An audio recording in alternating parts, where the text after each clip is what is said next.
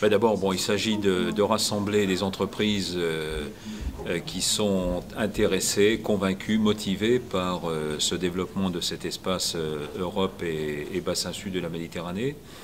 En second lieu, il s'agit à travers MCC de promouvoir peut-être un développement un peu nouveau. Moi, je parle beaucoup de co-développement, de co-responsabilité entre les entreprises du Nord et les entreprises du Sud.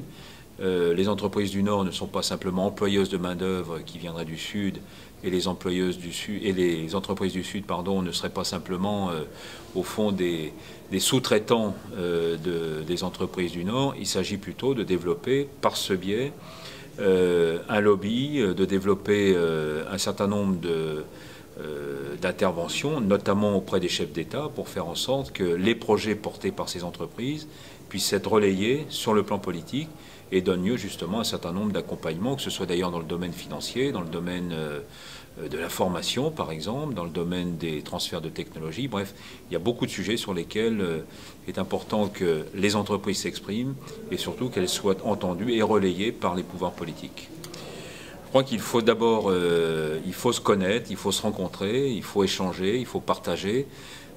À travers IPMED et l'OMCC, c'est un lieu sans doute privilégié pour organiser ce type de rencontre.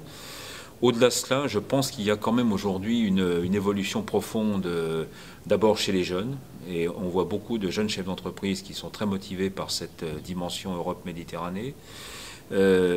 J'ajouterais pour ma part que moi, il m'apparaît aujourd'hui que dans un monde qu'on voudrait parfois un peu monolithique, je crois, moi, beaucoup plus à un monde constitué, un monde multipolaire en quelque sorte, constitué de sous-ensembles mondiaux. Alors on parle beaucoup du Mercosur, on parle de l'ALENA, on parle de l'ASEAN. Je trouve que la pertinence de cette région Europe et bassin sud de la Méditerranée présente là aussi un intérêt majeur. Dans un secteur que je connais un petit peu mieux, qui est le secteur agricole et alimentaire, il faut bien voir que ça représente potentiellement 1 milliard de consommateurs entre les deux rives de la Méditerranée.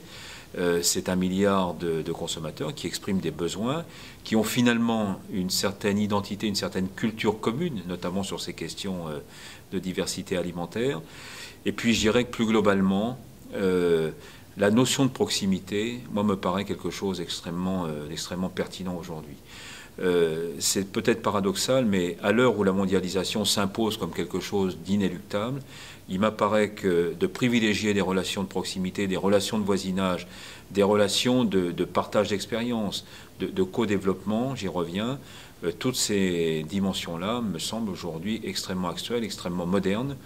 Et encore une fois, dans un monde multipolaire où on voit bien que quand on prend l'exemple de l'ASEAN avec un poids de la Chine, du Japon, des Corées, de l'Inde, il faut pouvoir aussi être à la table des négociations mondiales.